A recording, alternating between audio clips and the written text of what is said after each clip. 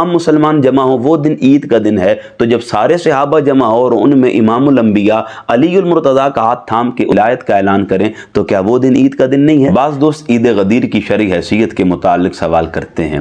دیکھیں، قرآنی اور نبوی تعلیمات کے مطابق شرعی عیدیں دو ہیں، عید الفطر اور عید الاضحیٰ، لیکن اس کا یہ قطعاً مطلب نہیں کہ آپ کسی اور دن کے لیے الگ تخصیص لفظ عید بول نہیں سکتے۔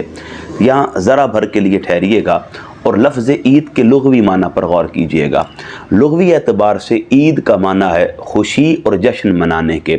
اب جس دن مسلمان جمع ہو جائیں اس دن خوشی منائیں تو وہ دن ان کے لیے عید کا دن ہے لغت کے اعتبار سے۔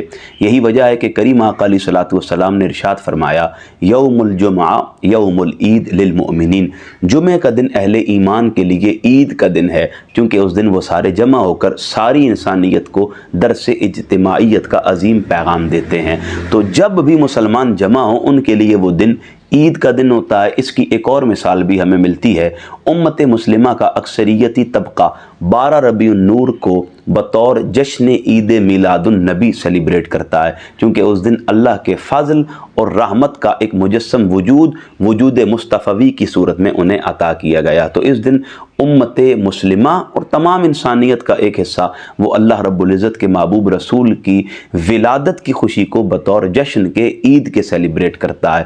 لیکن جب بات آتی ہے غدیر کے موقع پر کریم آقا علیہ الصلوۃ والسلام کی نسبت سے علی المرتضیٰ کو ملنے والے معیار اور مقام کی، تو لوگوں کی طبیعت خراب ہونا شروع ہو جاتی ہے، ان کے ذہن پریشان ہونا شروع ہو جاتے ہیں اور وہ کشمکش میں مبتلا ہونا شروع ہو جاتے ہیں۔ بھائی پریشان کیوں ہوتے ہیں؟ سادہ سا جواب ہے کہ جب مسلمان جمع ہو جائیں تو وہ دن ان کے لیے عید کا دن ہے، لیکن نبی رحمت نے 18 ذی الحجہ کے دن اپنے تمام صحابہ کو جمع کیا اور صحابہ کی موجودگی میں ممبر لگوا کر علی کا ہاتھ پکڑ کے من کنت مولاہ فعلی مولا کا اعلان کیا۔ تو جب عام مسلمان جمع ہو وہ دن عید کا دن ہے، تو جب سارے صحابہ جمع ہو اور ان میں امام الانبیاء علی المرتضیٰ کا ہاتھ تھام کے ولایت کا اعلان کریں تو کیا وہ دن عید کا دن نہیں ہے؟ لہٰذا اس دن کو بطور عید کے سیلیبریٹ کرنے میں کوئی شرعی قباحت نہیں ہے، کیونکہ نبی رحمت نے علی المرتضیٰ کو پیمانۂ ولایت عطا کرتے ہوئے اپنی بارگاہ سے ایک خاص معیار،